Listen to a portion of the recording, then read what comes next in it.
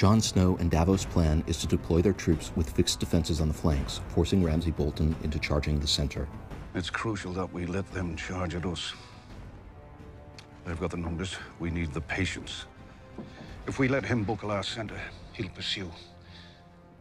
And we'll have him surrounded on three sides. To do this, the troops form a crescent formation in three ranks: archers to the front, cavalry in the middle, and infantry behind. The idea is to hit the attacking Bolton forces with arrows while they charge, before moving the troops to the side and enveloping Ramsay's forces. The flanks are protected by stakes driven into the ground, forcing the cavalry to charge the center. The bulk of Snow's forces are infantry. This is essentially the same strategy Hannibal used to defeat a much larger force of Romans at the Battle of Cannae, pulling back his forces at the center while encircling the charging troops on either side. But as it turns out, Ramsay is planning to use the same strategy by goading Snow into charging.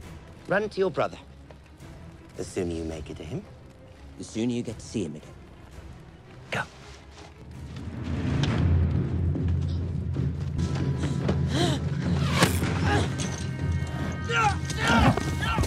Snow falls for it, chasing after his brother, leaving his forces under the command of Davos, who has no choice but to charge after him, right into Ramsay's trap. Ramsay has also deployed his troops in the same formation: archers, cavalry, infantry, but he has many more troops stretched across the entire horizon. Where Jon Snow has light infantry, Ramsay has phalanxes. He's also got 6 flayed men burning like runway lights pointing toward the center. And so when Snow launches his foolhardy single-man charge, he leaves himself exposed in the middle of the field with no one left commanding his troops. With Snow alone, Ramsay sends a volley of arrows his way, forcing him forward.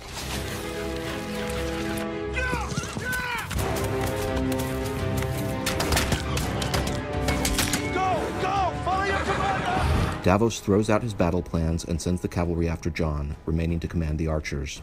Thormund Giantsbane commits the entire infantry. They follow Snow in a headlong charge right down the middle of the field. It's suicide, but at least it looks good. Now. Cavalry! Charge! Ramsay sends his cavalry at Snow's forces. The two armies collide right between the flayed men.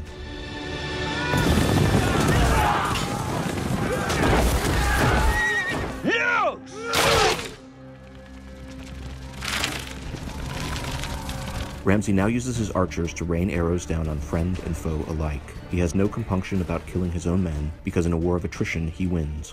Davos has neither the numbers nor the cruelty to play along. That was just kill our own men. Stand down. What's left of the dwindling Snow forces are now in complete disarray, but Ramsay is doing fine. Yes! Ramsay's arrows kill enough soldiers to form a literal wall of corpses, blocking the remainder of Snow's forces from the bulk of the Bolton army. Davos, unable to effect the battle, sends in the remaining archers on foot. With the entire Snow army massed in the center of the field, Bolton finally commits his infantry, sending them in under Small John Umber. But rather than engage directly, Umber sends his heavy infantry to encircle the Snow forces. The heavy infantry forms a semicircular phalanx 6 men deep, backed by the wall of corpses, cutting off any retreat. Then, in what should be the final maneuver of the battle, Umber leads the light infantry over the corpses to finish off the Snow troops. This should be the end of the battle, except, like in any good story, the cavalry arrives to save the day. A large force of mounted knights under the command of Sansa Stark and Littlefinger sweep in from the east and break the phalanx's formation. The cavalry quickly outflanks the infantry and mows them down. The Bolton archers were killed in a tragic continuity error. With his army lost, Ramsay is forced to retreat to Winterfell to prepare for a siege, protected by the castle's heavy walls, his remaining archers, and his faithful dogs. It's another brilliant tactical success for House Bolton.